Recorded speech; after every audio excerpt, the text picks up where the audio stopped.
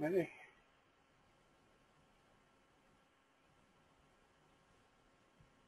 And welcome to the webinar. I'm Dr. Bill Shaw from the Great Plains Laboratory, and I'll be talking about the question, is a ceasefire needed in the war against cholesterol? Cholesterol-lowering drugs are some of the biggest money-making drugs in history, and unfortunately, the amount of money associated with the drug sometimes is associated with excessive exuberance about the benefits, to the point where some physicians may even be recommending trying to get the cholesterol to completely disappear. So tonight I'm going to be talking about the benefits of cholesterol and how cholesterol is an essential nutrient that's especially important in the developing brain and in maintaining a healthy brain.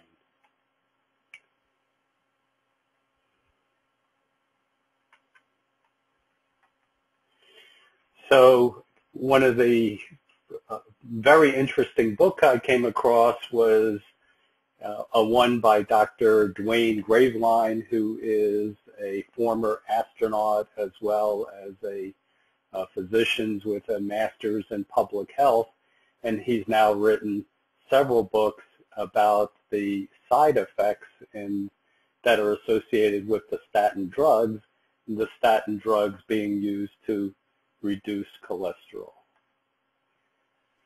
And I think it's really about five books that he now has out on the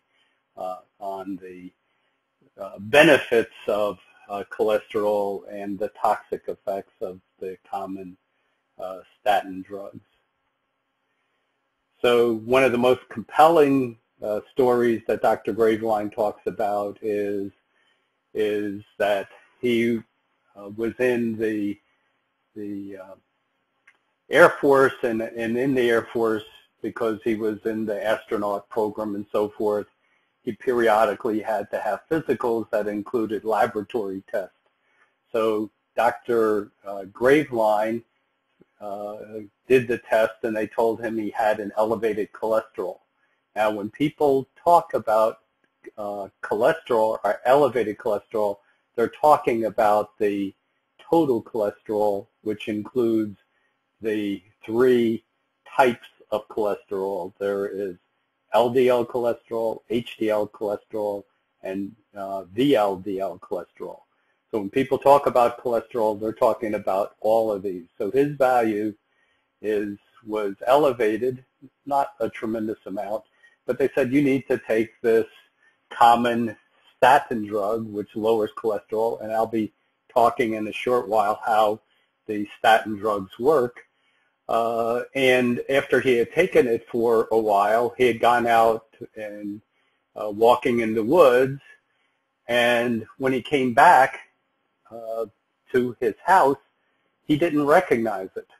And then he noticed there was a woman there, and he started looking in the window because the house really didn't look like anything he remembered. And then his wife came to the door and offered him milk and cookies, and he didn't know it was his wife, so he thought the strange woman was trying to seduce him with milk and cookies. But somehow he came into the house, and she got him in the car to see the neurologist, and it was suggested maybe it's not such a good idea to be taking this drug. And he stopped, and within a short period of time, all his memory returned. However, this didn't sit well with the medical team in the flight training, and so when he had his next cholesterol, they say, "Well, your cholesterol is still high. We need to lower this." He says, "No, I don't want to do this. I had some really bad side effects and altered memory, and so I don't want to mess with that stuff anymore." but they said, oh, no, you're mistaken. That couldn't be. That was just a coincidence. Unfortunately, it wasn't. He started taking the Lipitor again, and this time, only within hours after taking it, the memory was gone. And this time, the episode, the extent of the memory loss went much deeper, and he couldn't remember anything that happened after high school. He couldn't remember that he had gone to college, that he had a wife, that he had gone to medical school, that he was a resident, an astronaut. All of those things were gone. The last thing he could remember was his high school prom. Anything after that was completely lost. So Dr. Graveline, as a result of this, started a web group and started investigating if this happened to other people. He started writing a column and had a listserv, and very soon he was flooded with people who had similar loss of memory as a result of taking the statin drugs. So he was absolutely deluged.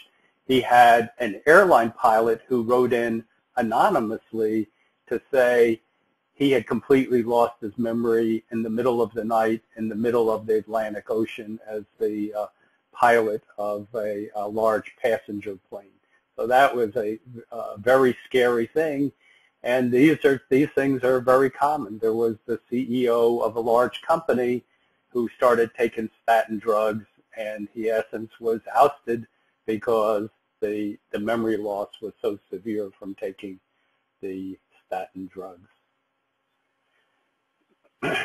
And this type of relationship between cholesterol, low cholesterol, and poor memory function has now been documented in a large number of different studies. So this is one from geriatric psychiatry and neurology a few years ago. They looked at 3 groups of people: elderly people with dementia, other people with depression, and normal controls. And they did these standardized tests that assess the person's mental state and that are commonly used for Alzheimer's disease and also depression. And what they found is those individuals who had either dementia or depression had much lower amounts of plasma total cholesterol and also lower HDL cholesterol than normal people. So both total cholesterol and HDL cholesterol were very low with people who were depressed or had cognitive impairment. And this has now been replicated in a wide range of studies, some of which are on the Great Plains website. If you go there and go to the end of the website, there's a long list of references that you can check out. Another study, this one in the Journal of Neurology and Neurosurgery and Psychiatry. They looked at healthy middle-aged women, and look right down here to the bottom. Higher serum concentrations of LDL cholesterol and relatively recent increases in total cholesterol and LDL cholesterol are associated with better memory. Now remember, the LDL cholesterol is frequently referred to as bad cholesterol, but this article is indicating just the opposite, that people who had high values of so-called bad cholesterol had higher memory.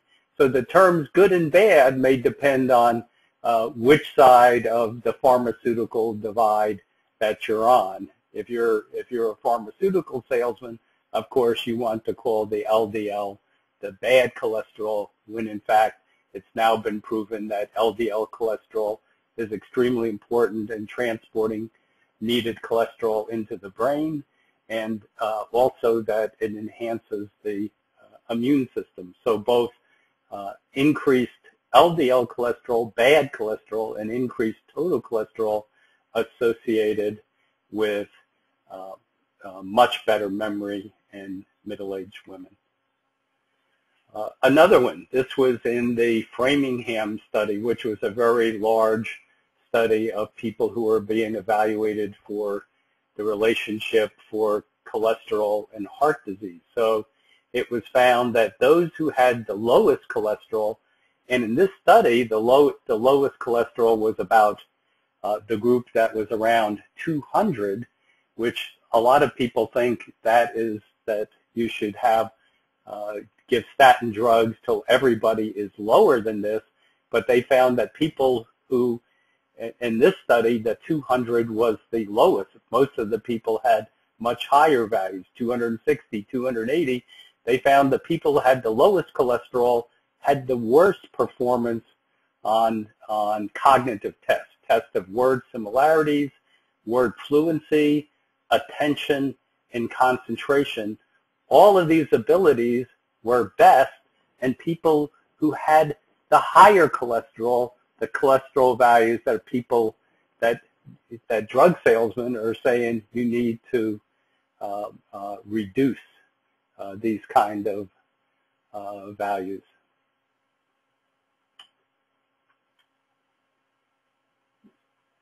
And it was found that those people who had the very lowest scores, in other words, the poorest memory, the poorest cognitive abilities, were those who had a cholesterol less than 180 milligrams per deciliter, which is the target that a lot of physicians use as targets for where you want to have the cholesterol lowered to.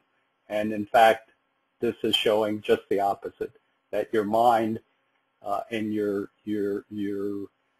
cognitive abilities diminish, and that if you go below 180, they're really severely affected negatively.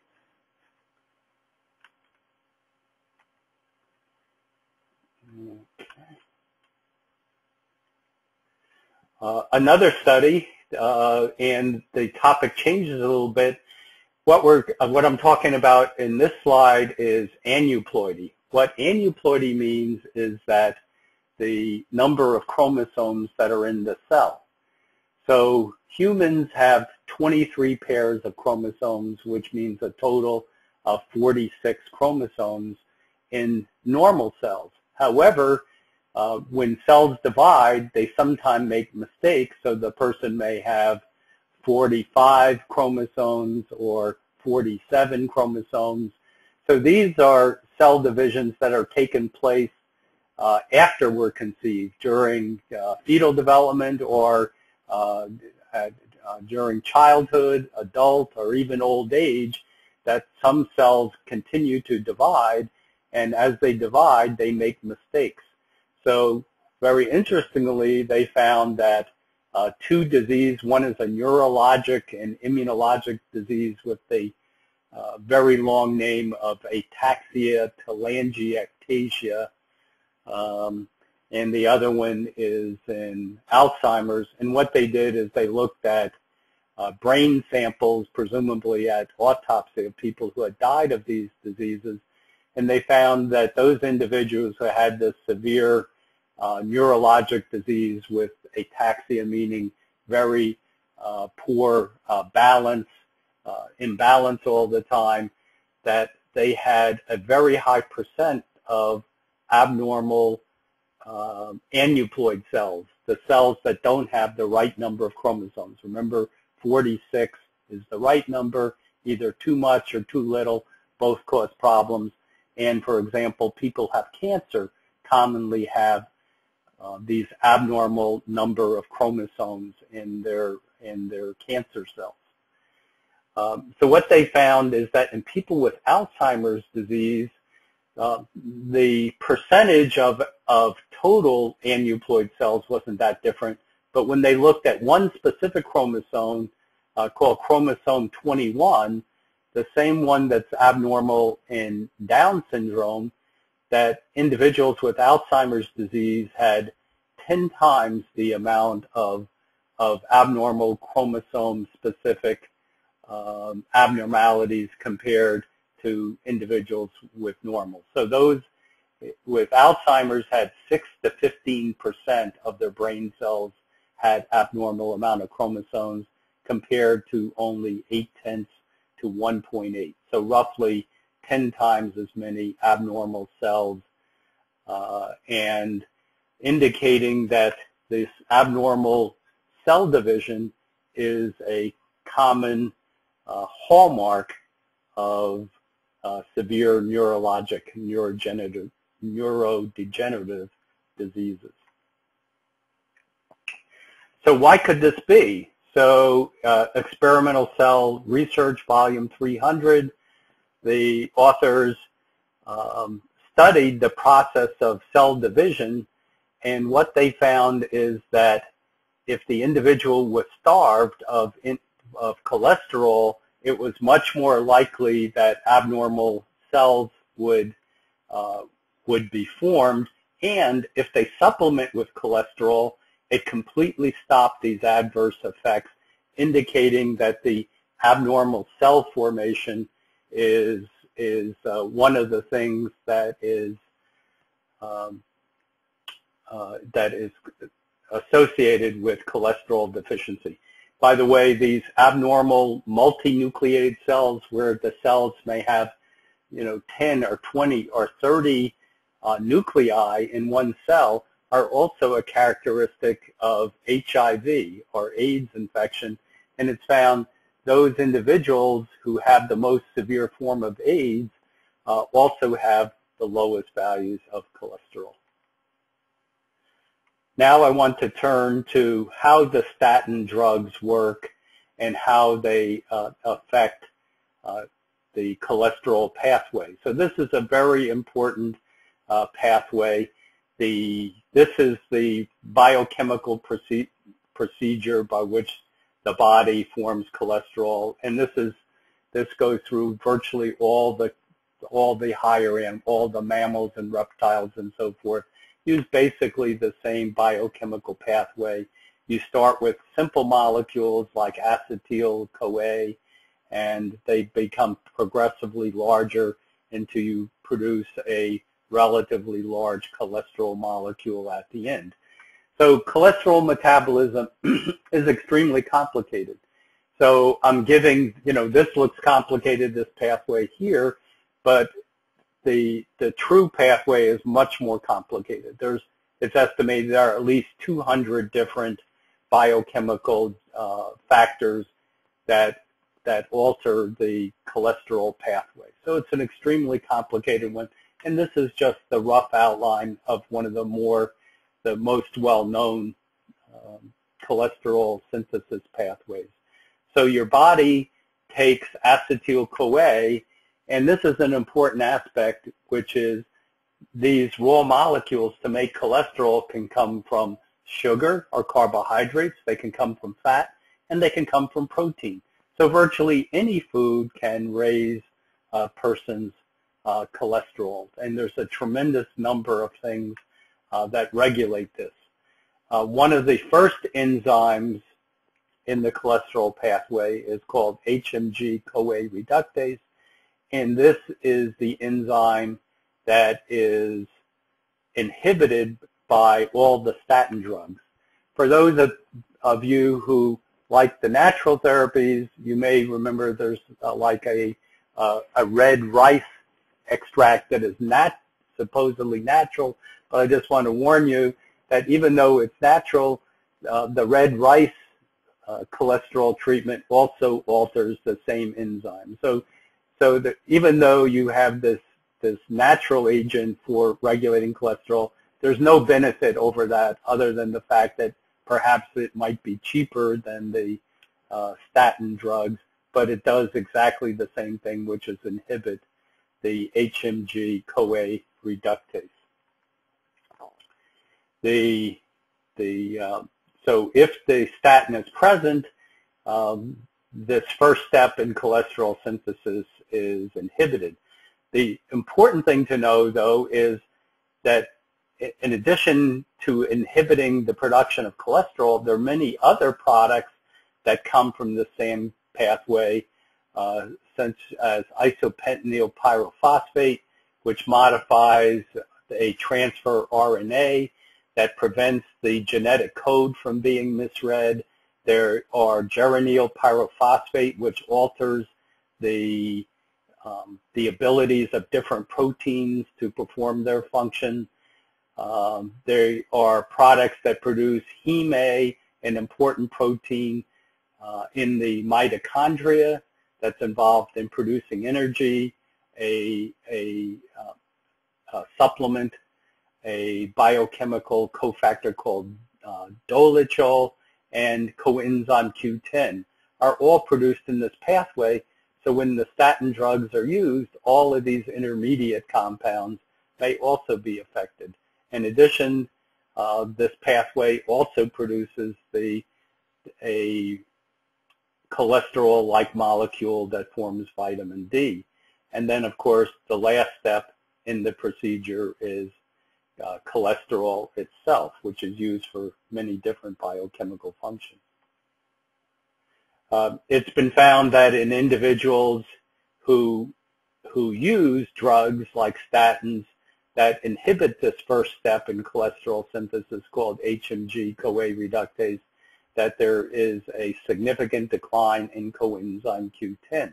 So it's very important for anyone using statin drugs to supplement with coenzyme Q10. And there have been tremendous number of side effects associated with this, in addition to things like memory loss and fatigue, that there's also more severe damage. One of the most common side effects of the statin drugs is called rhabdomyolysis, which is the breaking down of muscle tissue. So the muscles just disintegrate. The disintegrated muscle tissue then gets in the bloodstream, clogs the kidney, and can cause kidney failure.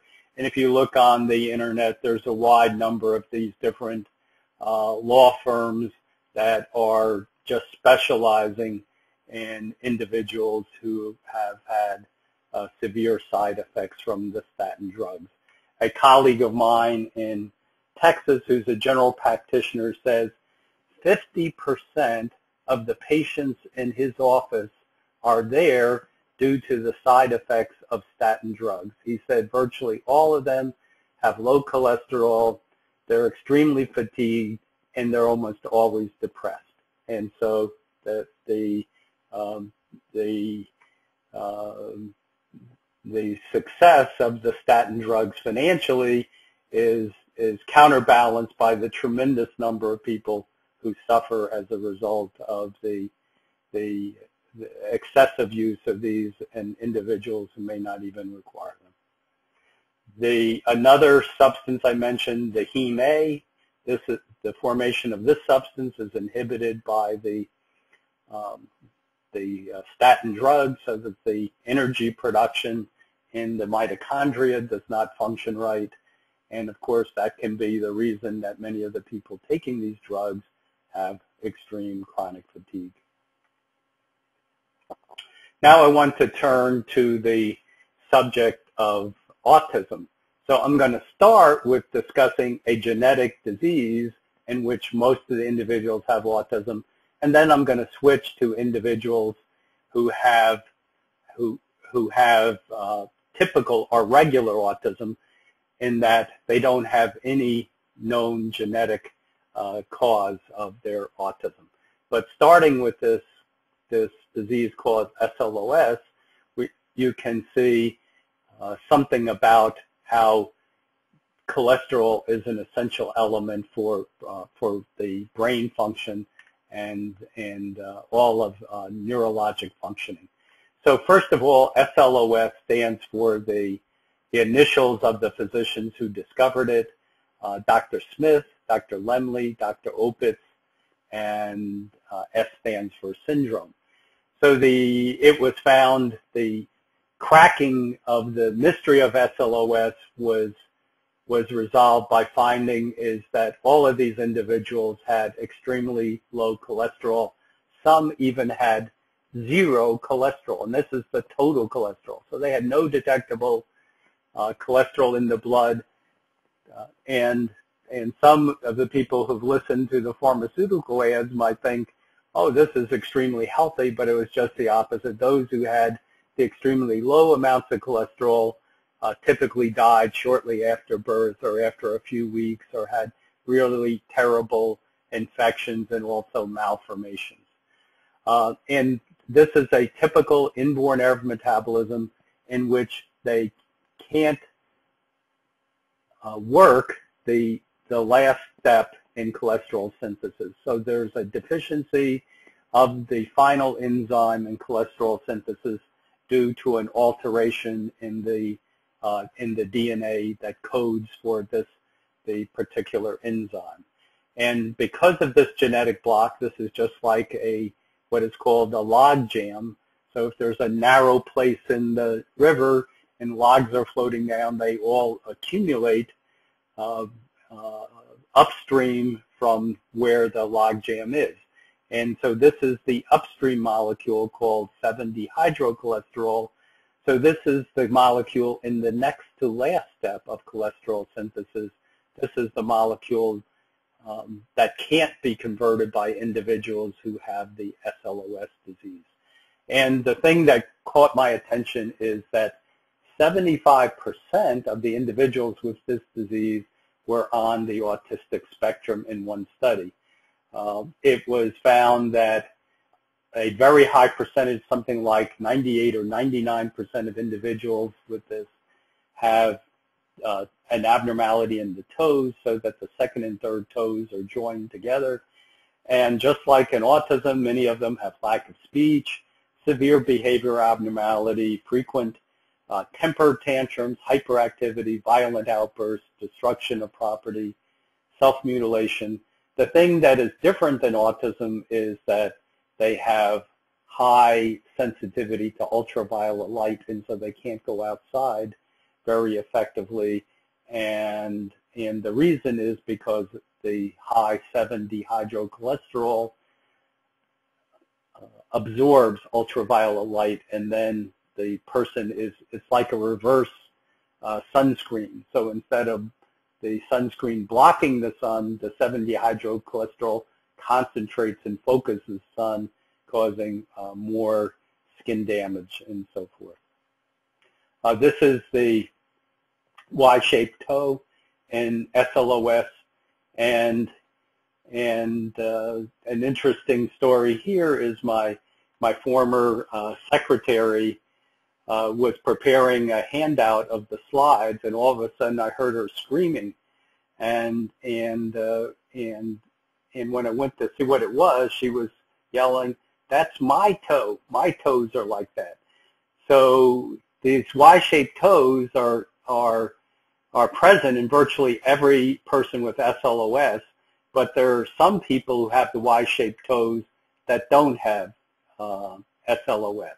So virtually every person with SLOS has the Y-shaped toe, but not everybody with the Y-shaped toe has the SLOS.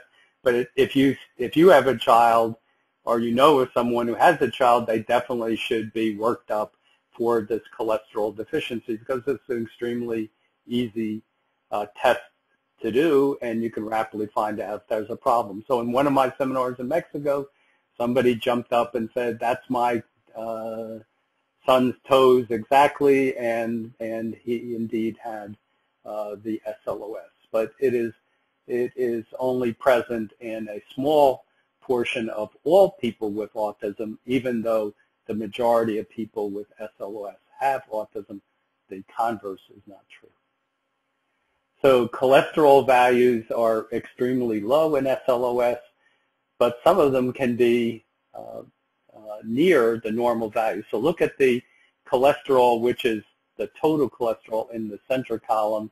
The first one, 88, but look at the second one, about cholesterol value, total cholesterol of only 8, whereas a common accepted normal used to be around 200.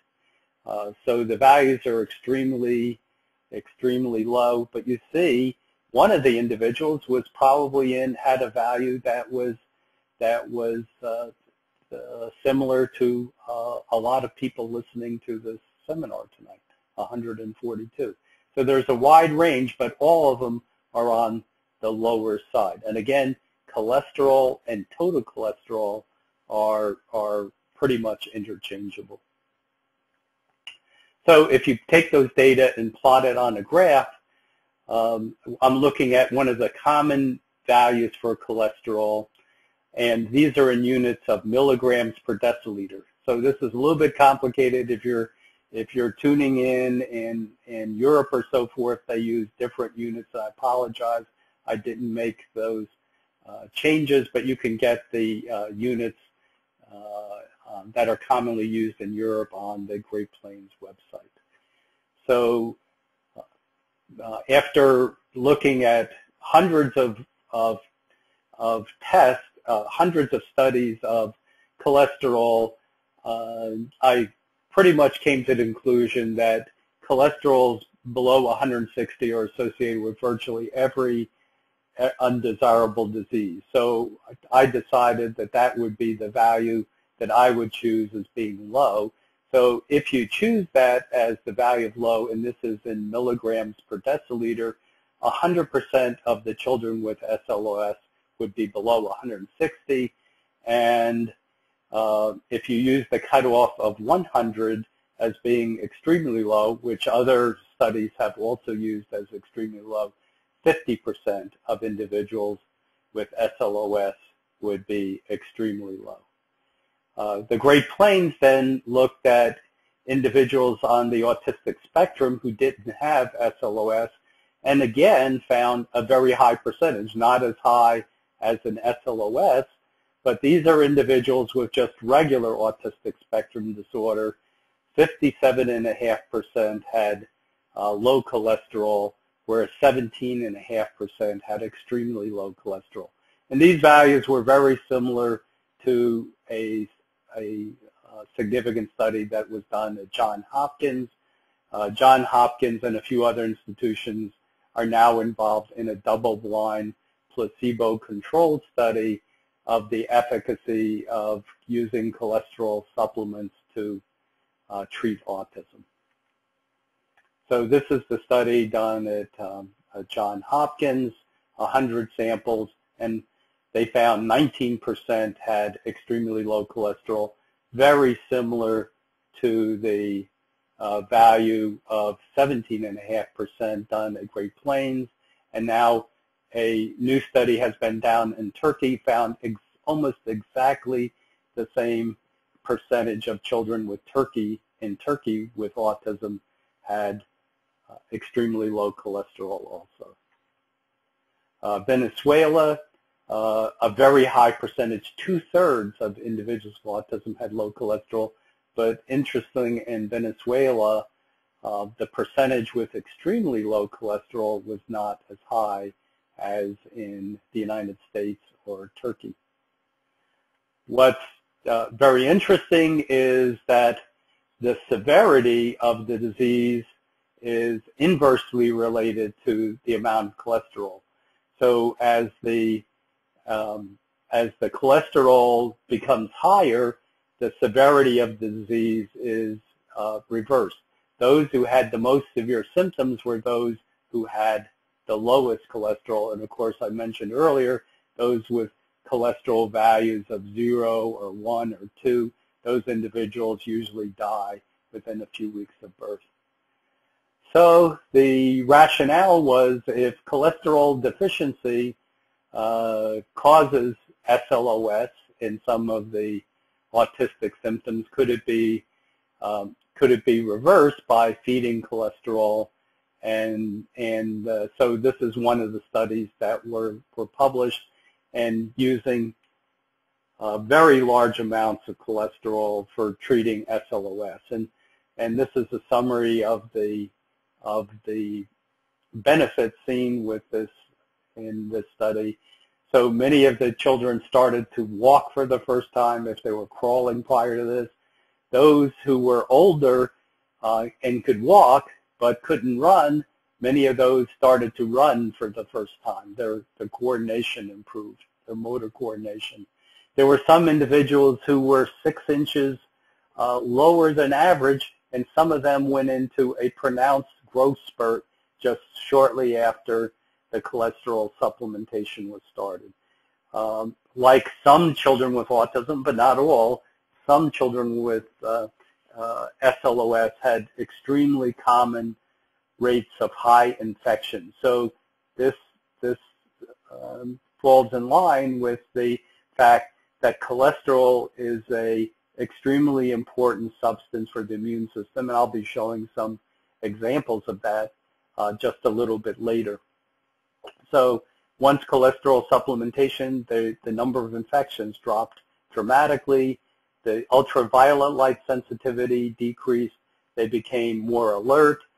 Those who had self-injurious behavior like head banging or biting, it reduced. They had decreased tactile defensiveness, a very common symptom that's present in regular autism, increased sociability, behavior improved. There were reports of talking starting in adults who had never talked before. Those adults who were verbal said that they felt better, that they just felt more relaxed and just happier and more content. And what was very surprising is that many of the improvements happened in only a few days after supplement. And this was at a time where if you measured the cholesterol in blood, it hadn't changed. So there were some of the functions in the body that responded almost immediately to a fairly low amount of cholesterol supplementation. There was decreased irritability, and muscle tone improved significantly.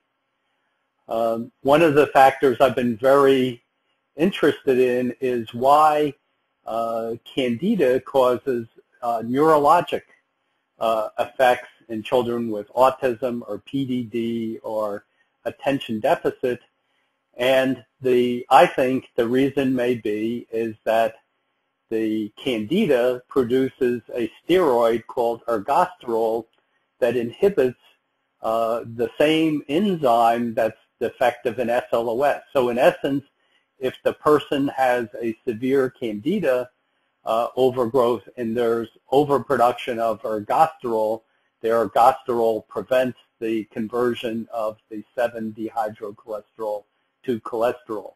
So the Candida, in effect, simulates the SLOS disease by causing an inhibition of the enzyme that converts the 7-dehydrocholesterol to cholesterol.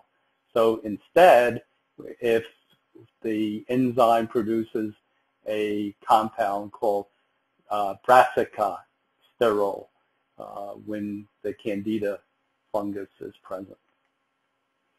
I first got very interested on a personal level when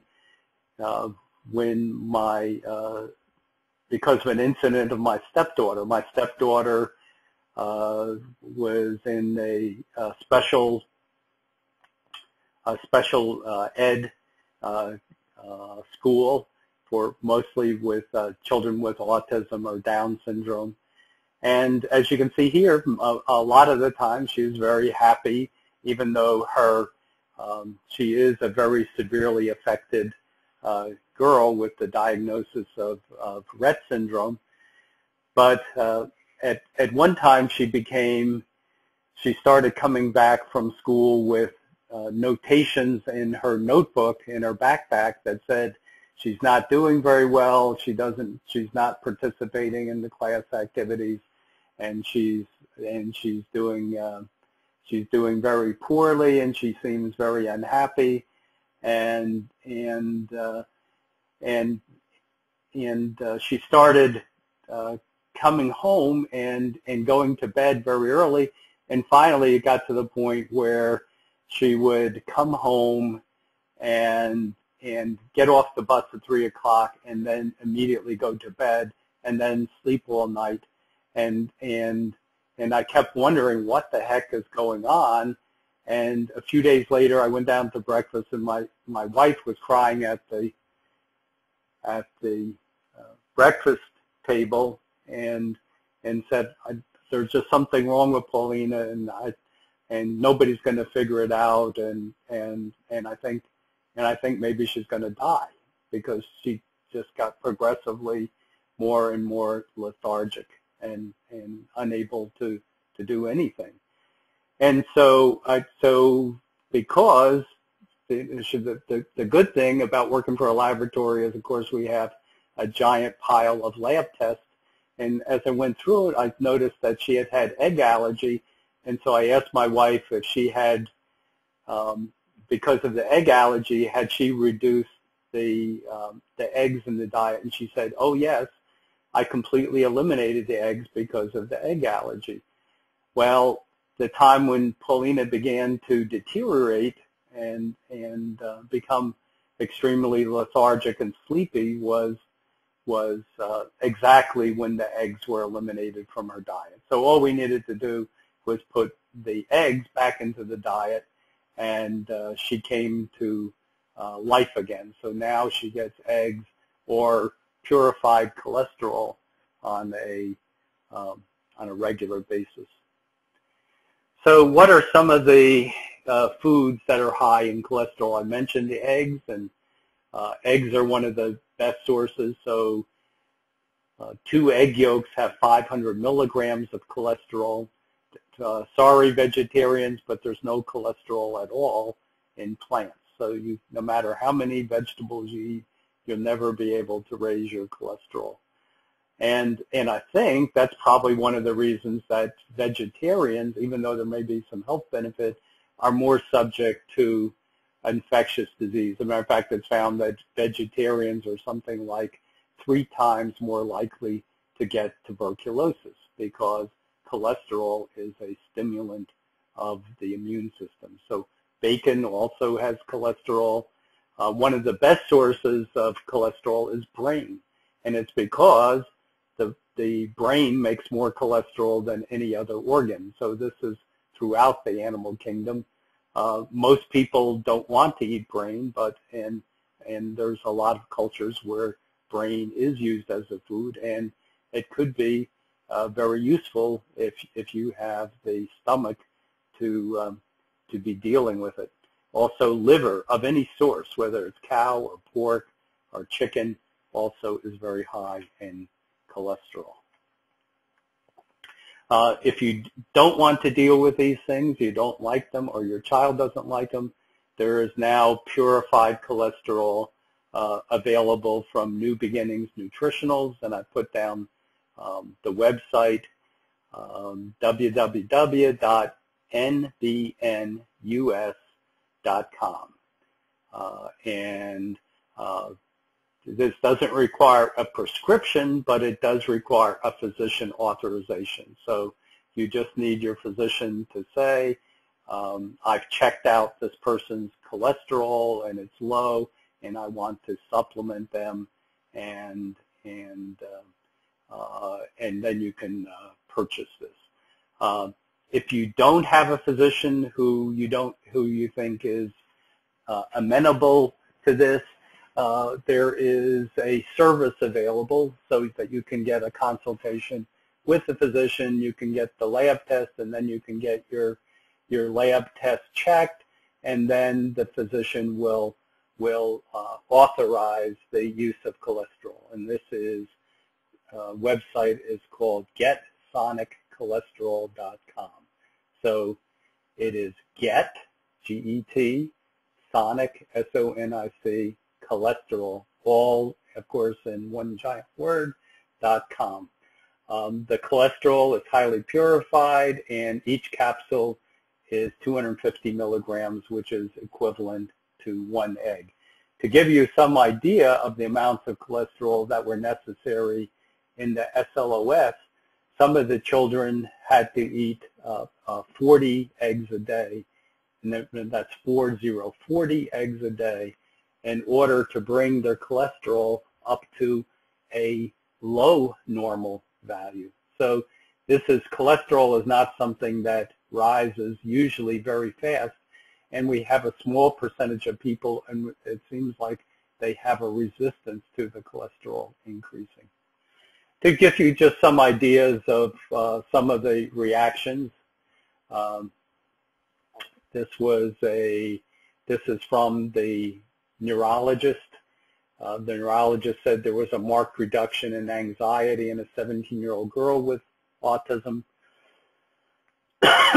In addition, when she was 17, the girl still hadn't started her menstrual periods, and she had been given a number of hormones which failed to bring her the development of secondary sexual characteristics.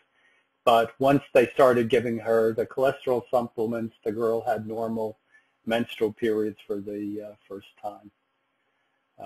Another case, the child was very aggressive, and after giving cholesterol supplement, he stopped head banging and being aggressive towards others.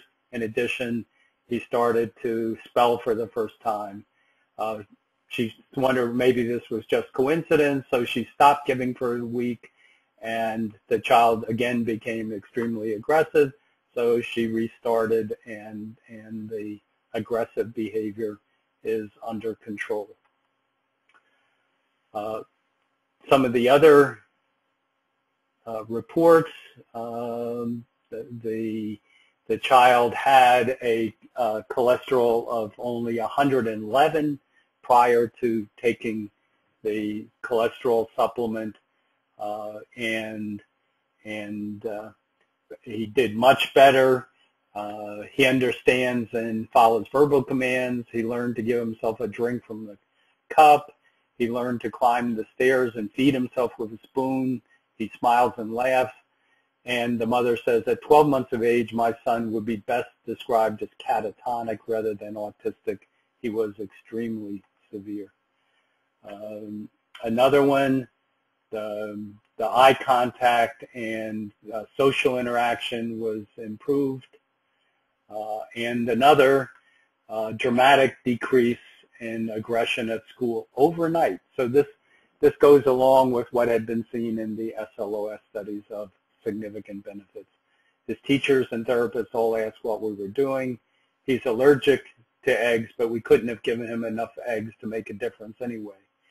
So the rough calculation is that you need a capsule of cholesterol for each 10 milligrams low the child is. So if the child, what I use for the normal is 160. If the child had a value of 100, then they would need probably 6 capsules a day. In reality, some individuals may need higher than that. This is a rough approximation, and there'll be a lot more research needed before we know the exact amount. In any case, individuals taking this have to have periodic cholesterol tests to make sure that the values are high enough, and also to make sure that the values don't get too high. But I will say, so far, I don't think we've come across a single case where the individual has gone too high by taking the cholesterol. So most of the time, it's the opposite problem. It takes a lot of cholesterol to bring the person's value up. Another rough diagram of why cholesterol is important, and remember that the body can make cholesterol, and also the body can get cholesterol from animal foods in the diet. So any of the foods that the body ingests can be converted to cholesterol by a very complicated biochemical pathway. The genetic defect in the SLOS disease is in the final step of cholesterol synthesis. There's a genetic block due to DNA mutations. Cholesterol is very important because it activates sonic cholesterol. It produces steroid hormones like estrogens, testosterone, cortisol, aldosterone. It produces bile salts that assist in fat digestion and also require bile salts are also required for absorption of fat-soluble vitamins. In addition, the cholesterol is needed for activating the oxytocin receptors. This is one that's missing from this slide. Oxytocin is the molecule, the social relatedness molecule that lets people bond together. It's the hormone secreted by that's secreted just after childbirth so that the mother bonds with the child. Another thing I want to talk about is that high cholesterol is very important in decreasing child mortality. These are the different average cholesterol values in different countries with the child mortality rate. So in this country that has an average cholesterol of about 125, there's a huge child mortality rate, and as the average cholesterol in the child's population increases, the child mortality rate drops. And you can see the place where it begins to, where the mortality rate begins to fall off dramatically is 160, which is another reason that I've chosen 160 milligrams per deciliter, or DL, to be the important value that I believe anybody, whether adult or child, if their value is below 160, they have increased chance of dying from a wide variety of causes. And as the cholesterol value increases, what you see, the mortality continually declines with the optimum or lowest mortality rate at about 190. So I would say, based on this kind of study, that the lowest child mortality rates are in the range of 190 to 200. So I wouldn't have any problem with anybody who has cholesterol values in this range, 190 to 200. They definitely do not need some drug to make their cholesterol lower. I would say that's probably close to the optimum. And remember that the study showed that in adults, cholesterol of 260 or higher were associated with the best cognitive function. So cholesterol is very important because the cholesterol is present in the myelin, the substance that insulates the nerves in the brain cells. Half of the white matter may be composed of myelin. The brain is the most cholesterol-rich organ in the body. So cholesterol is extremely common, is extremely prevalent in the brain because it's needed. So if you call somebody a fathead, they shouldn't be offended. It is a very nice compliment, because the person with the highest amount of fat in the brain is usually the most intelligent. The cholesterol is found in the myelin. It's this covering of the axons of the nerve cells. So here's the cell body. The nerve signal is conducted down the axon, and then the signal goes to a nearby nerve, exciting it. And if this myelin sheath, which is rich in cholesterol, is damaged or is not developed because of cholesterol deficiency, the nerve impulse does not travel along the axon nearly as well.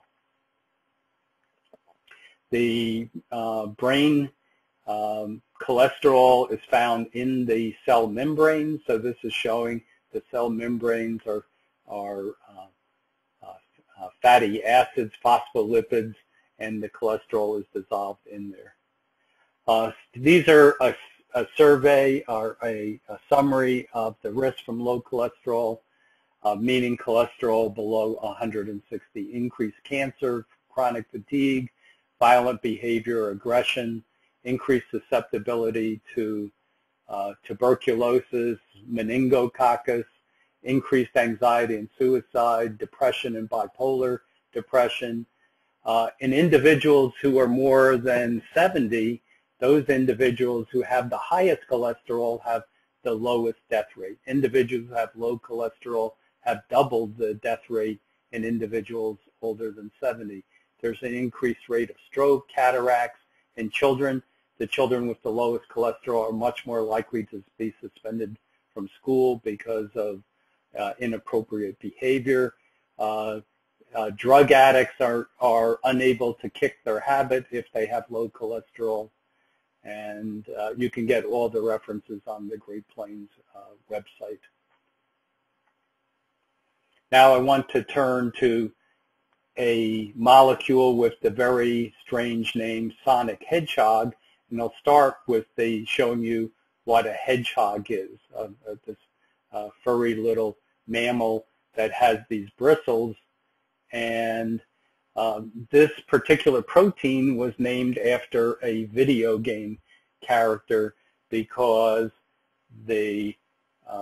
a certain fruit fly had the appearance of a hedgehog, and somebody who liked video games decided, let's call it a Sonic Hedgehog. So this is like the Superman of the rodent world. So geneticists discovered that a mutant fruit fly had bristles that resembled the mammal called the hedgehog, and they found if there was a certain mutation, all of the development of the fly was affected. And this affects almost all creatures, from the flies up to the elephants and blue whales. So the Sonic Hedgehog molecule plays an important role in the nervous system, development of the nervous system, and the proliferation of stem cells. These are the cells that have the ability to alter and replace other cells in the body that have died or become inactive. So they can make the cells that make the cells of the blood, the breast, and those in the nervous system as well. Also, it stimulates the T cells that are involved in immunity in the thymus. Individuals who have mutations in this gene can have severe physical abnormalities. Sometimes mutations only cause behavioral disorders. And the extremely interesting thing about the Sonic Hedgehog is that the Sonic Hedgehog is a protein made in the cells, but the Sonic Hedgehog is completely inactive until it's combined with cholesterol, which is this thing that looks like chicken wire over here. So the Sonic Hedgehog, which is involved in the development of the brain, the nervous system, the immune system, the blood cells, is all inactive until cholesterol is attached to it. So this is a brand new function of cholesterol. It was known that cholesterol for many years was a structural molecule helping to develop the cell and the biosalts. But in this case, cholesterol is really serving as a vitamin or coenzyme. So the Sonic Hedgehog is why we have two eyes instead of one. So during the embryonic phase, there's only a single eye in the middle of the forehead, but the Sonic Hedgehog gene causes the single eye to divide and form two eyes where they are. And what's very important is that certain neurons called Purkinje neurons secrete Sonic Hedgehog to stimulate stem cells and brain development. And the reason I bring this up is because these neurons have been shown to be abnormal in a high percentage of individuals with autism. And now I want to go to the structure of the Sonic Hedgehog. So remember that to be active, it has to have the cholesterol attached, which it does here. And what it's found is that there's a certain region of the molecule called the amino acid cysteine, which is amino acid 24 of the protein. And this is the place where the Sonic Hedgehog enzyme activity takes place. So you can think of as a lot of the protein is just providing a structural support, whereas this particular cysteine is the active part, the part that's moving, the part of the molecule that's doing something. This is the active part of the molecule. And what's very interesting is this would be inactivated by mercury, and it's also inactivated by a common drug called acetaminophen or Tylenol. It's a metabolite of acetaminophen or Tylenol can completely inactivate this. And why I think this is very important is that although mercury is extremely toxic, this metabolite of acetaminophen is present in much higher concentration than mercury, maybe 1,000,000 times higher concentration than mercury is. And if it reacts and inactivates the Sonic Hedgehog protein, all of development will be altered in a negative direction. So, which brings up a couple of recent scientific papers that says, did acetaminophen provoke the autism epidemic? And their theory is that instead of the vaccines causing autism or being the major cause of autism, it is the drug given with the vaccines that cause autism. And that drug in the United States is acetaminophen. And so to look at the data, this was a Navy officer who has a child with autism who headed up the study, and they did an online survey, and what they found is that that individuals with autism who were 5 years or younger were 6 times more likely to have taken acetaminophen, and that they were more likely to have been sick following the taking the MMR vaccine. But I want you to remember that the acetaminophen, or children's Tylenol, is a common form, is being recommended by virtually every pediatrician in the United States as the what should be taken in many cases as prophylactic or preventive measure to prevent the fever when taking vaccines. So what I think is that there's a good chance that vaccines themselves may not have been nearly as toxic as the drug given to prevent fever from developing. This was a very compelling diagram showing the increase in the rate of autism, and some of you may remember that unfortunately I'm going to press escape. Yeah, so now you can see the years. So in this version, on the smaller representation, you can see that it was around 1980 that autism started increase. So that just about 30 years ago was the time when the autism epidemic first began to take off. And prior to 1980, the thing that was always used as a fever reduction product for children was aspirin. But because there was a slight association of aspirin with Reye syndrome, the recommendation was to stop using it, and so Tylenol, or acetaminophen, is now used pretty much throughout the entire United States for reducing fever. So when acetaminophen began to be used, that's when the rate of autism really started taking off.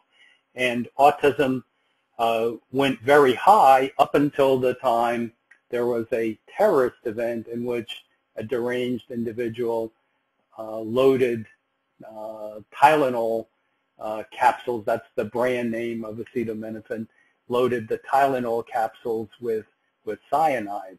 And I think maybe several people, like 7 people died because the cyanide was placed in the acetaminophen capsules. But as far as the autism rate, it began to plateau because for a long period of time, people didn't take it. They just wanted to be absolutely sure that all that poisoned acetaminophen was gone. And as a beneficial side effect, the rate of autism plateaued for a period of time until people began to forget this thing and go back to using acetaminophen. And then, of course, when they did, the rate of autism shot up again. And then there was a second acetaminophen or Tylenol scare. And again, people stopped using it. And again, the rate of autism fell off. And again, people, after a period of time, they forgot about it and started using it. And the rate of autism continued to climb. So I think that this is one of the best theories that I've heard, and definitely the acetaminophen is toxic. There's only a small difference between a therapeutic dose and a toxic dose. It's extremely commonly given, and yet there is about 500 people who die of acetaminophen poisoning every year.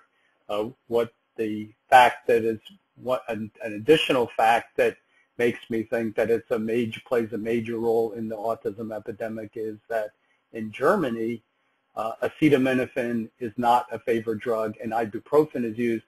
Germany only has about 1/5 the rate of autism as the United States, because acetaminophen is used very little, and when it is used, it's used at lower doses. Another factor that influences cholesterol are the proteins that transport cholesterol, called lipoproteins. And there are several different types. Lipoprotein has lipid or fat, and also protein, a large molecule of amino acids. And they have different names, which would begin with capital letters A, B, C, E, and then little a. All of these are different proteins that transport cholesterol. A study was done on autism out at the Mind Institute, and they looked at these proteins that transport cholesterol, and what they found is that the lower the amount of these proteins that transport cholesterol, the more severe the autism. So values in children with autism were significantly lower than normal individuals, and this was a study in which they looked at something like 6,000 different proteins in the blood of these people. So of these huge numbers of protein, the alteration in the proteins that transport cholesterol was the most common abnormality. Now the discussion of what is called good and bad. So these are conventional. I'm not endorsing these. I'm just telling you what the common names are. So HDL cholesterol is called high-density lipoprotein cholesterol, or good cholesterol, and LDL is called low-density lipoprotein, or bad cholesterol. But these names are gross oversimplifications, and in many cases, bad cholesterol is really good for you, and cholesterol itself may be very good for you. So the so-called bad cholesterol is needed to transport cholesterol into the brain, which is very important when it's deficient. It was also found that individuals who had low amounts of bad cholesterol had higher rates of heart failure. So again, having high amounts of bad cholesterol was good. So these terms are just arbitrary and really not to be trusted at all. Again, another study showed that so-called bad cholesterol protects humans against infections, that staph bacteria produce endotoxins that have the ability to kill human cells, but the bad cholesterol protects the body from these pathogens, which can be fatal. And here on the left, we have an actual sheep that has a cyclops eye. We have the depiction of the cyclops from Greek mythology, and we have in the middle a Photoshop picture of the person, a fake picture with a giant eye. But the one on the left is true. There are sheep on a certain islands in the Aegean Sea that have these cyclops eye. And what it was found that on these islands there were certain plants that grow that produce a compound that is very similar to cholesterol. It's called cyclopamine, and the reason why it's called cyclopamine because if you eat enough of this, it causes a cyclops eye. But you can see the structure is extremely similar to cholesterol, and because of the similarity, this cyclopamine, which is in the herb veratrum, if the sheep eat this, they get the cyclopamine, and the baby sheep that develop from the mother eating this plant develop the cyclops eye. So this may be how the Greek mythology came up with the idea of the cyclops, because of high incidence of sheep having this abnormal eye. This compound was also used as an experimental cancer drug, and the mother was treated with the drug, and unfortunately the baby had the same abnormality as the sheep. The low cholesterol is associated with suicide and suicidal thinking in children hospitalized for psychiatric disease. It was found that children who were having adjustment disorders with depression had much lower values of total cholesterol than normal children. And it was found those who had the lowest values were those who had suicidal tendencies or who had attempted suicide. Also that individuals with low cholesterol were much more likely to be involved with substance abuse. Cholesterol deficiency is extremely common in chronic fatigue syndrome.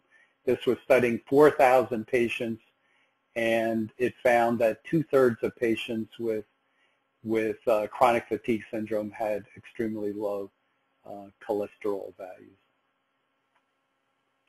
It was also found that in individuals with tuberculosis that a high cholesterol diet could help the person recover from tuberculosis. And I'm going to go a little bit fast because we're getting low on time.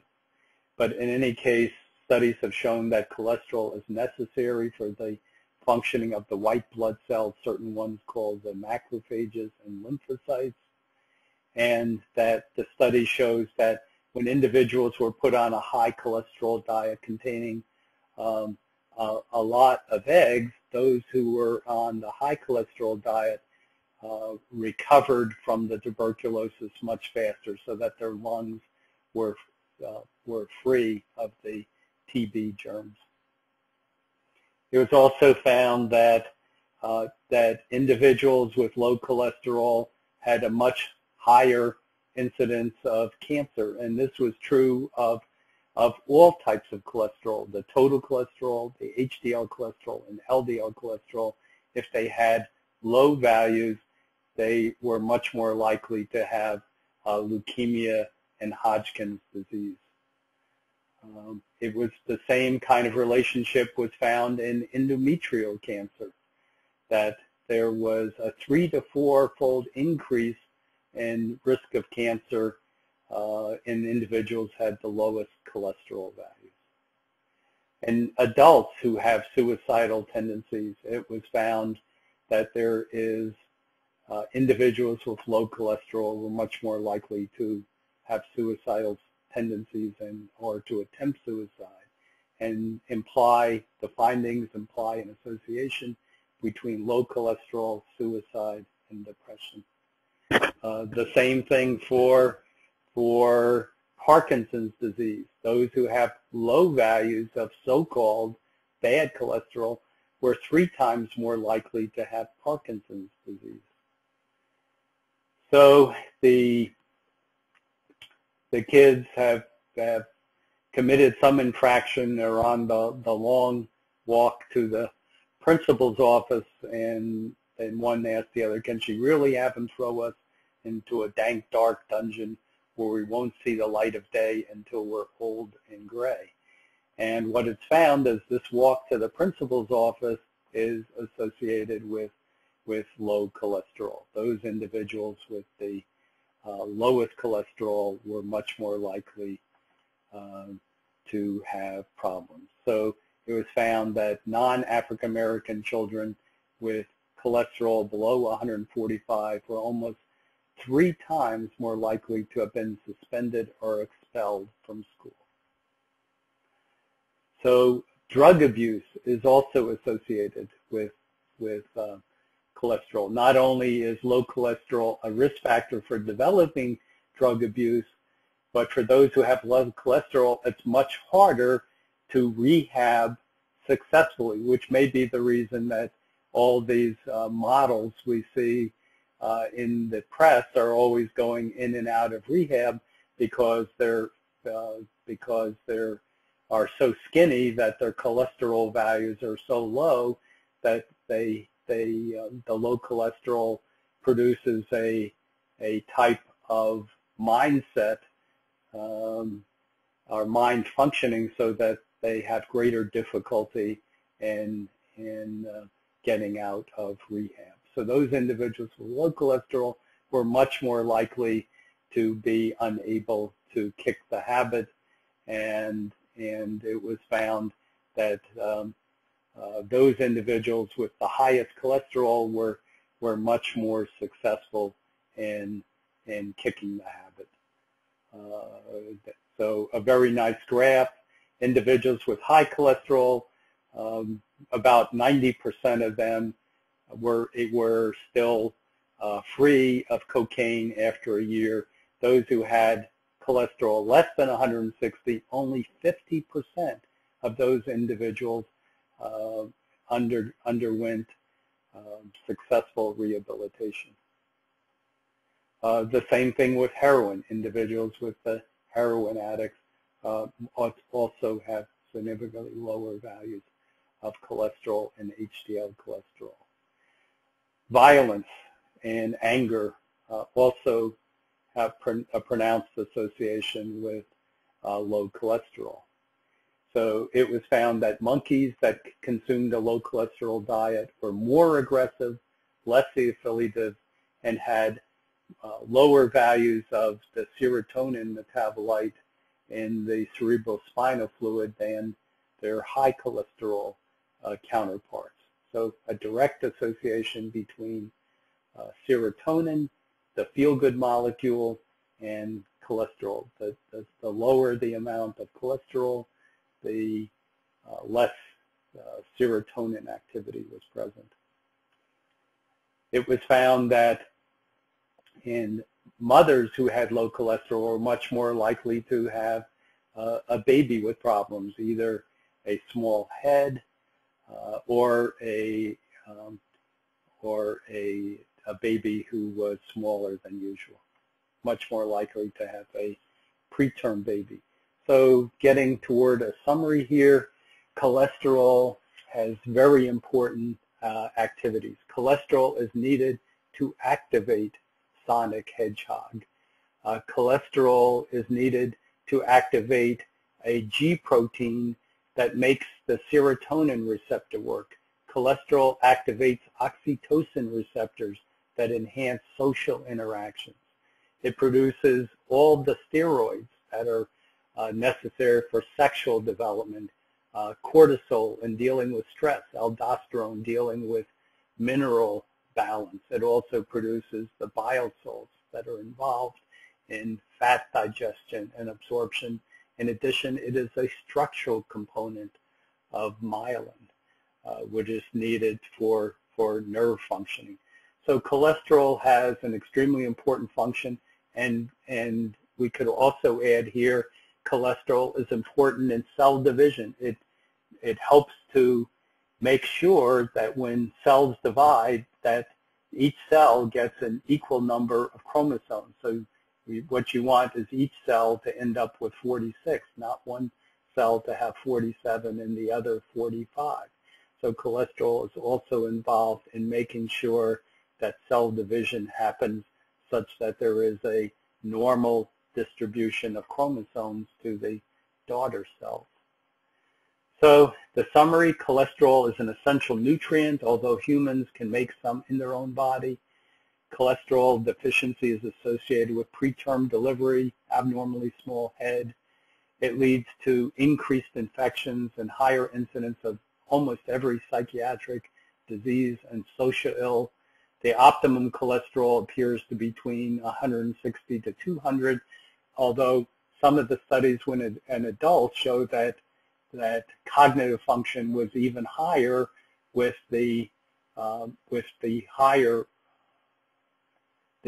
higher amounts of blood cholesterol, up to 260. The thing is, above 200, there is a somewhat of an increase in death due to heart disease. So some people, when you get above 200, may have to decide, do they want to die with their brain intact, or would they rather have a lower cholesterol that lets them live longer, but with a brain that's defective? So that seems to be the choice. But so the optimum really is not exactly known, but I would say a value between 160 to 200 would be fairly safe. Cholesterol less than 160 is associated with increased mortality from infectious disease, increased risk of psychiatric disorders, neurologic disorders like Parkinson's, infectious diseases, and cancer. In 2 studies of autism, more than 50% of individuals with autism were deficient. The transport of cholesterol is defective in autism. Autism symptoms have been reversed in the genetic disease by using high doses of cholesterol. Statin drugs reduce substances such as coenzyme Q, heme needed in the mitochondria, specialized transfer RNA, can cause the breakdown of muscle, rhabdomyolysis, renal disease, and memory loss, as well as chronic fatigue. Individuals taking statin drugs should definitely be taking coenzyme Q10 because the statin drug prevents its adequate synthesis. Candida effects in autism and other disorders may be mediated by ergosterol, an inhibitor of cholesterol synthesis, which simulates the biochemical abnormality of SLOS. The Sonic Hedgehog, which is activated by cholesterol, is one of the most important proteins in human development and brain function, and it requires cholesterol and a fatty acid palmitate to function.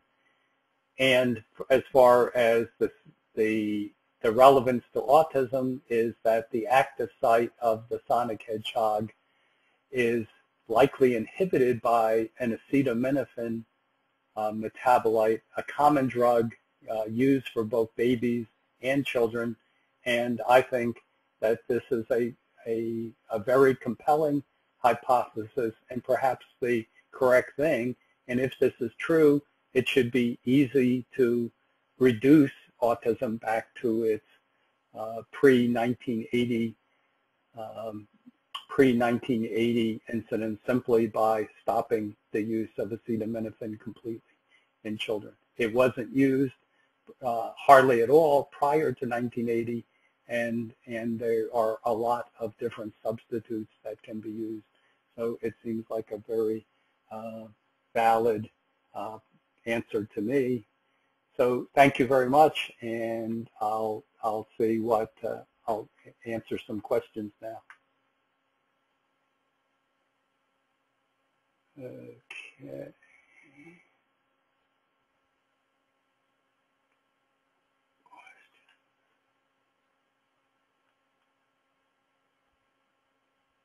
Yeah, I hope this worked because show question. Okay.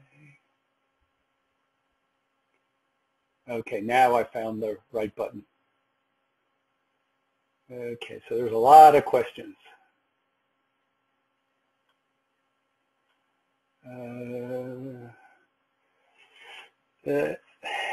I think if this recording worked well, we may put this on our website. I'll just have to see. I got one message that said there was a problem, so we'll have to see if that's the case or not. GPM progress is fine to know. Cholesterols are low.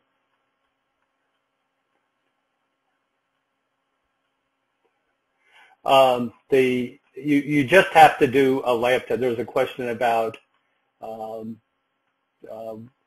cholesterol values, and so you have to just do a lab. I mean, it's available all throughout the world. Great Plains also does it. If you want to send your test to Great Plains, the value is, we know what the appropriate values. Most of the labs in the world would say if the value is below 200, that it's okay, but that's not true. And so so it's very important that you get a test and that the value be greater than 160. If the value is less than 160, and that's the total cholesterol, your child is deficient.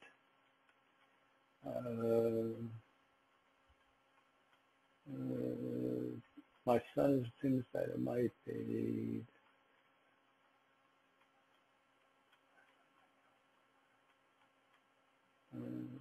the son. So if the person is saying that the cholesterol is only 112, then he's still not doing too well. Well, the thing is that you have to get the value up to 160. So I don't know what the situation is. I mean, anybody is welcome to contact me or my nutritional consultant, Pam Guilford, to get additional feedback. But the cholesterol value has to get up to at least 160 to reverse anything. The person also is indicating that their child has Tourette's-like symptoms. Tourette's symptoms are commonly associated with streptococcus antibodies, so that's the appropriate test for this. Remember, I'm not advocating this supplement as this is to replace cholesterol in those who are deficient. There are many factors associated with autism, and they all need to be addressed. There's not just a single factor. My last cholesterol was 131. So the value is still too low. Yep. So the value has to be 160, and the way to increase it is by either giving supplementation or giving foods that increase cholesterol. So any of the foods I mentioned, liver, brain, eggs, they all are very high in cholesterol and can increase cholesterol.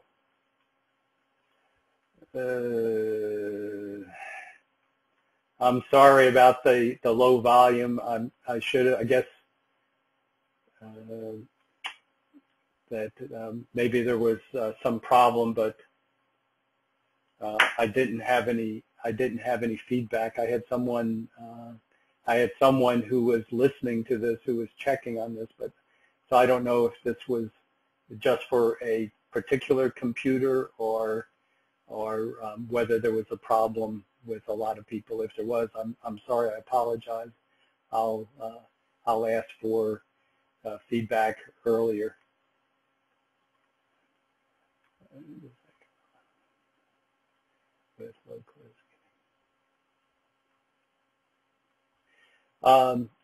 Yeah, so for individuals who have low cholesterol, this is from a psychiatrist who had a number of children in the school. Giving eggs is a very good alternative. The only problem with this are eggs are also one of the most allergic foods. So you want to make sure that the child does not have egg allergy. So if the child has egg allergy or doesn't like to eat eggs, then the supplement of cholesterol can be used.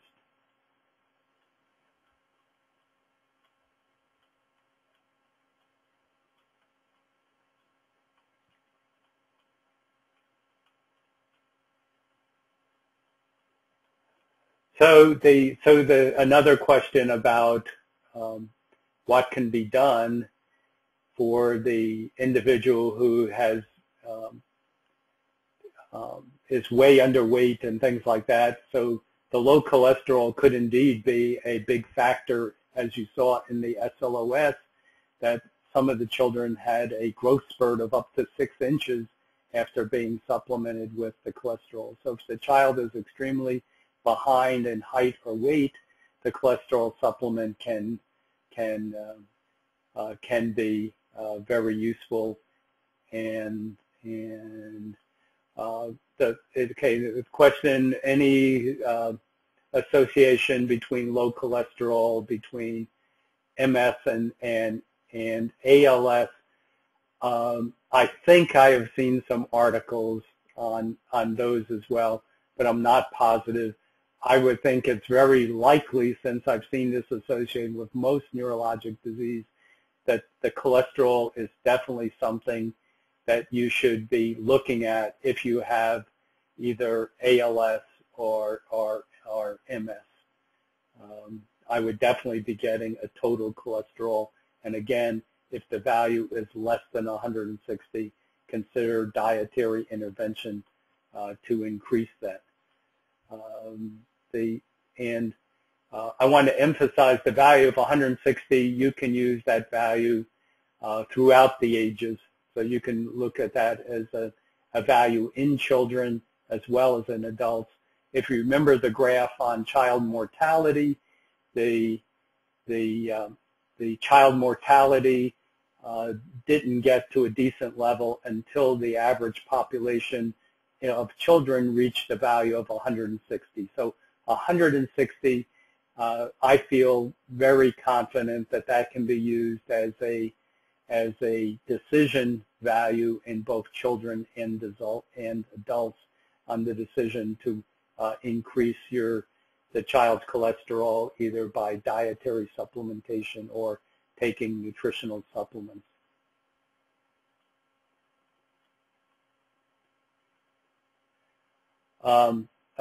What I recommendation is, if you taking the cholesterol supplements, you would use 1 capsule for each 10 milligrams of cholesterol that is low.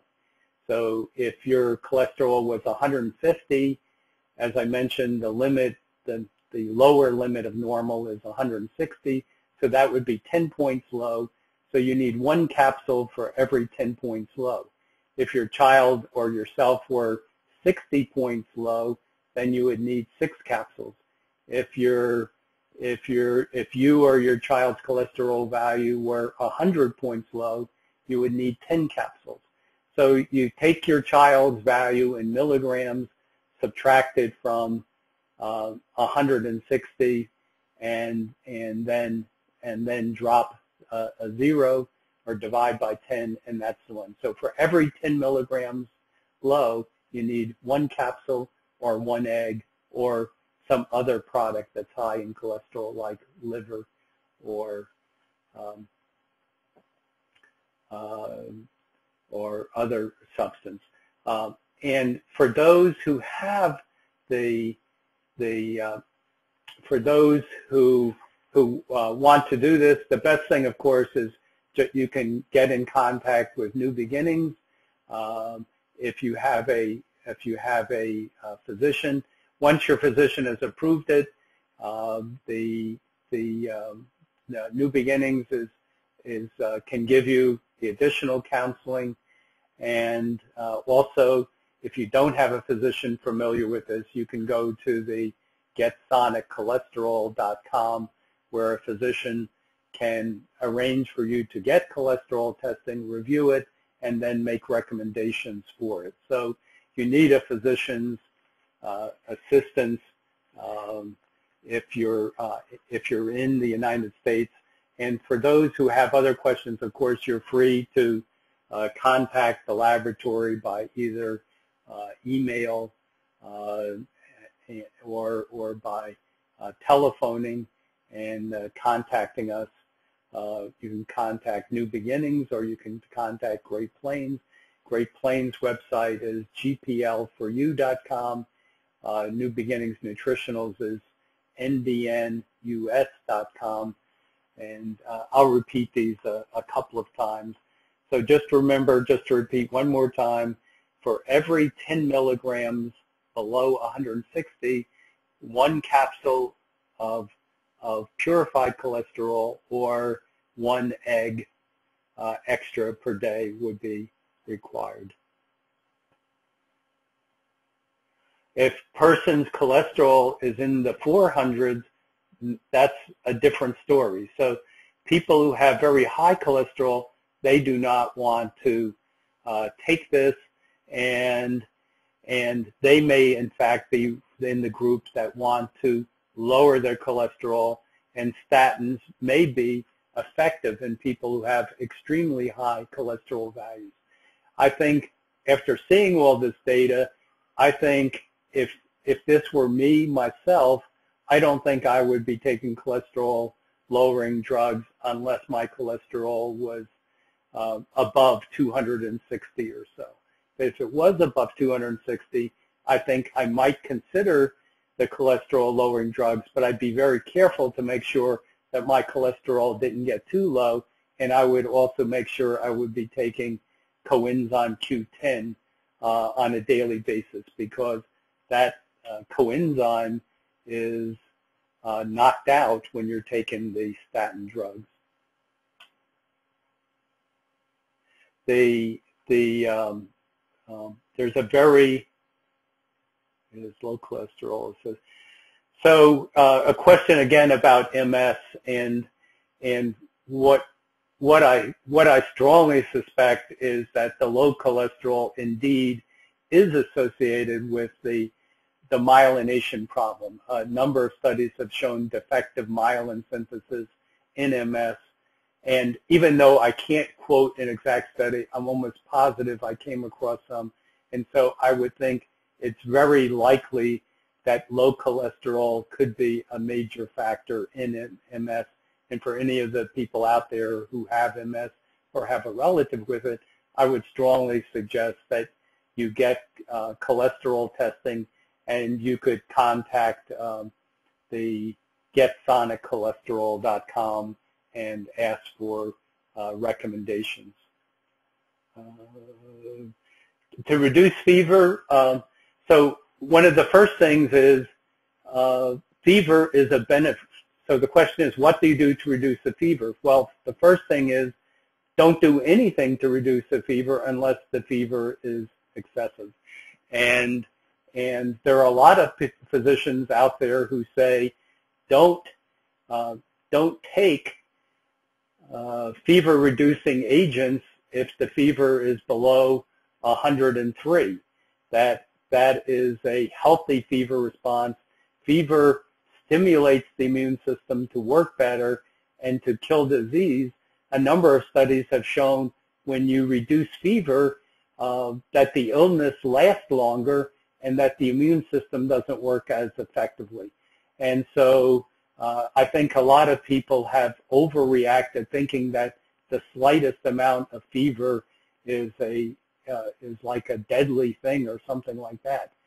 Mild fever is a completely healthy response to illness, and I think it is a big mistake to give prophylactic treatment for fever that hasn't even happened.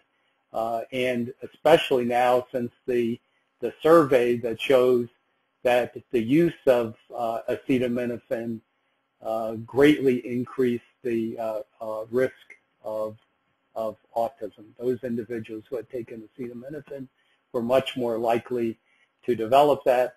What's also interesting is that the same study showed for those children who took ibuprofen, there was no increase in autism. So it's very interesting to me, because in Germany, ibuprofen is the drug of choice given to children, and Germany only has about 1/5 the incidence of autism as the United States.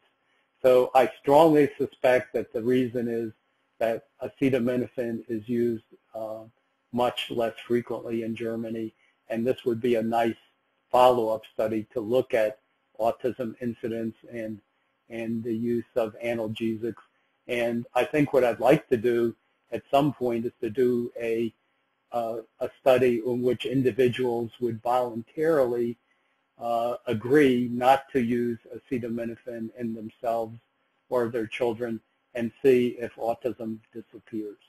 I think this is a really interesting and potentially valuable set of studies. Do egg replacements contain a cholesterol?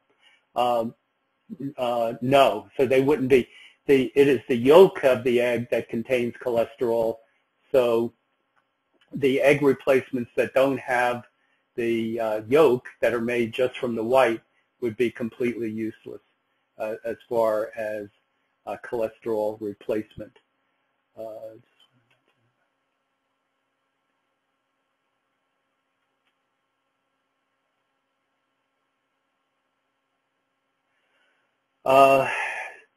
So a person indicates that their child who has a genetic disorder called mucopolysaccharidosis 3 has the abnormal toes, and so I think it would be in this case very worthwhile to see if the child has low cholesterol and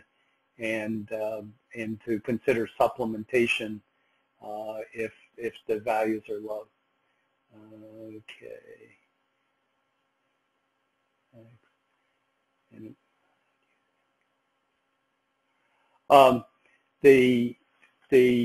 In individuals who can't take capsules, it's very easy to pull the capsules apart.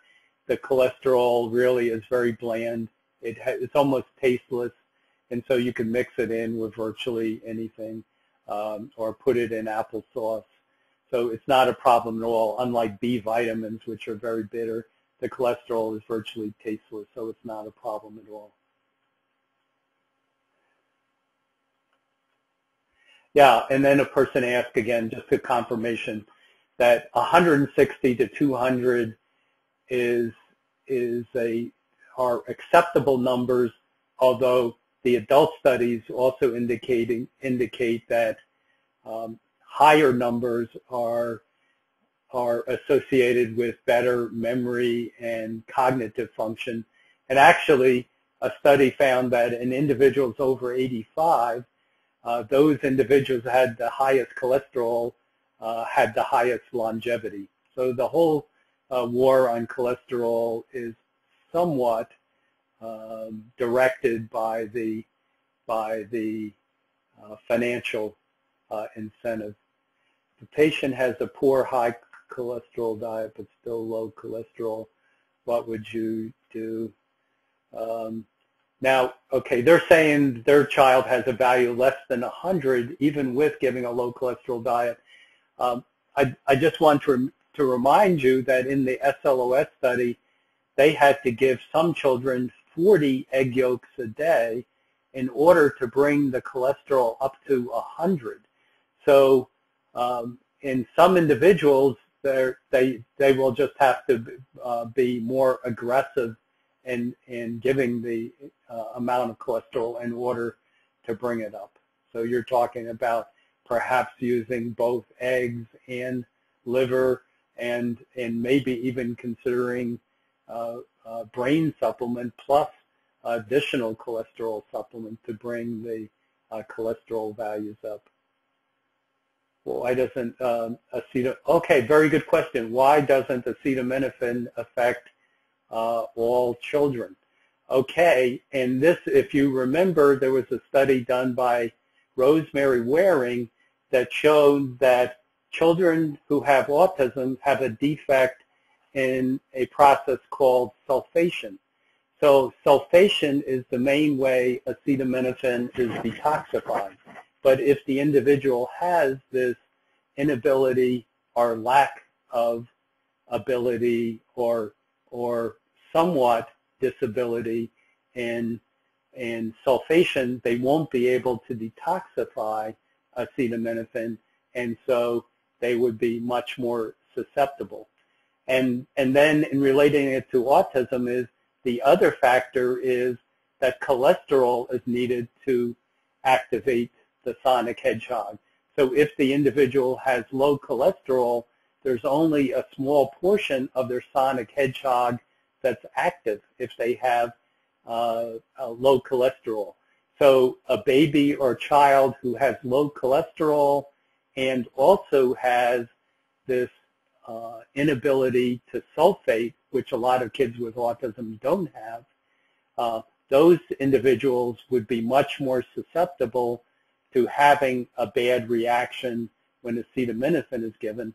And then another factor, which is even more disturbing, is the fact that a number of the drug companies have had their plants shut down because the amount of acetaminophen in the product was much greater than what they said. So some individuals may have gotten poorly manufactured acetaminophen in which the amount of acetaminophen was much higher than was actually than it was supposed to be, and so they could have gotten bad acetaminophen. So all of these factors could play a role in why certain individuals had that.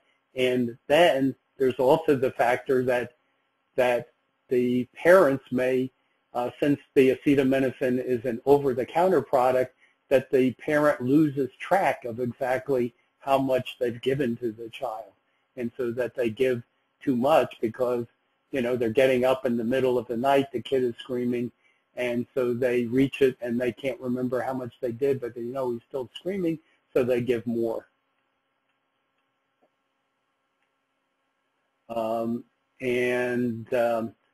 The acetaminophen would have an especially bad effect on those individuals who had low cholesterol, because the cholesterol is needed to make the Sonic Hedgehog protein work, which is needed for development, especially in the brain and so forth. So, so either factor, having low cholesterol or having the low ability to detoxify acetaminophen, because acetaminophen is detoxified by the sulfation pathway, which is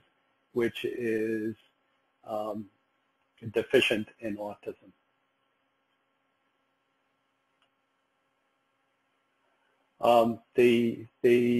The easiest way to compensate for low cholesterol is to increase the amount of cholesterol in the diet by the foods I've mentioned, and or by using the supplements.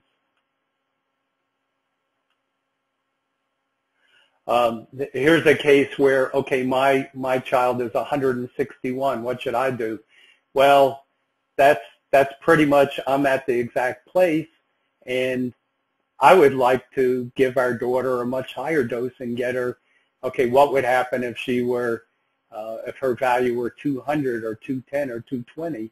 Would she get even better? And I think it's possible, but I'm reluctant to make that recommendation because of the politics. I don't want the politics of the therapy to get out of hand or to be criticized. But since adults with much higher cholesterol values have had even better cognitive ability, I suspect that individuals will, with higher amounts of cholesterol, might even do even better. Individuals with values greater than 200. But I think in order to do that, it would probably justify, you would probably need a clinical trial, which is done under medical supervision and so forth.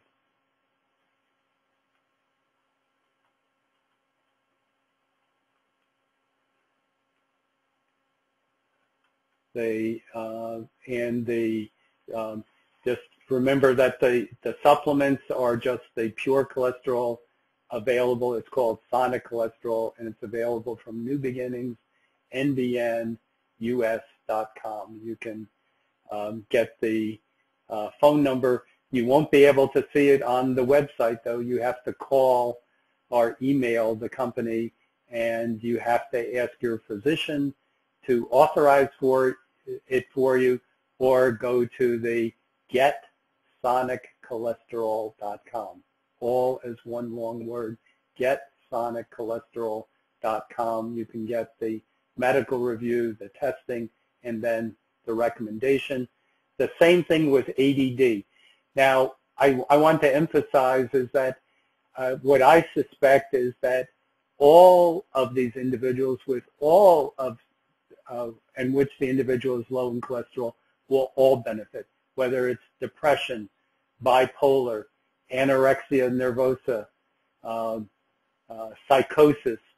All of these individuals, if they have low cholesterol, will probably benefit by cholesterol supplementation. And there are a number of psychiatrists who use our services who indeed are using such supplementation for a wide range of people who are low in cholesterol. But definitely the same thing true of individuals with ADD or ADHD.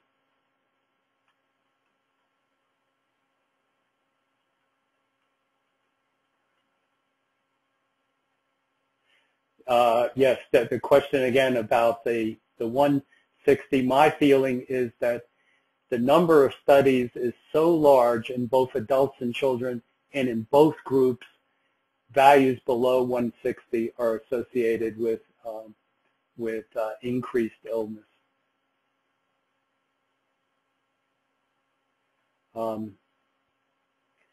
And then I have some other comments about the sound. Some individuals had to turn sound down. So unfortunately, I guess this is just the sound thing just had to do with the individual system or volume control.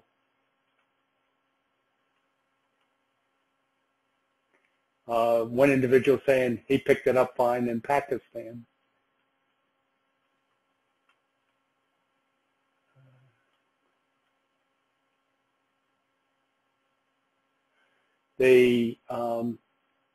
Now remember a question about specific food to raise cholesterol. The three foods, liver, that's of any source, cow, pork, chicken, all those livers will, very good source of cholesterol. The brain is very good source of cholesterol, and you might have, maybe you can get the butcher to put it into slices so you don't have to work with it too much, or eggs. All are very good sources of cholesterol.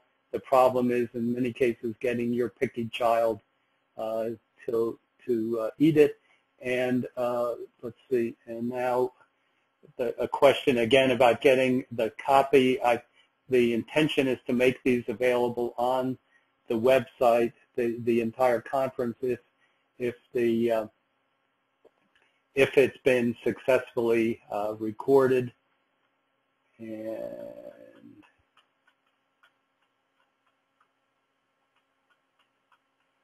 okay.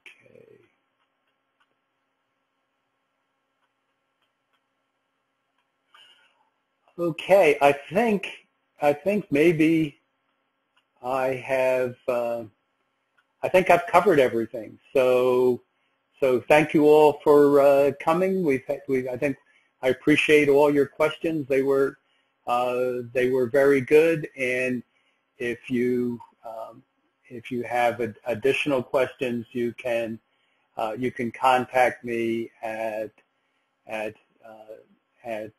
William SHA@AOL.com. That's William SHA@AOL.com.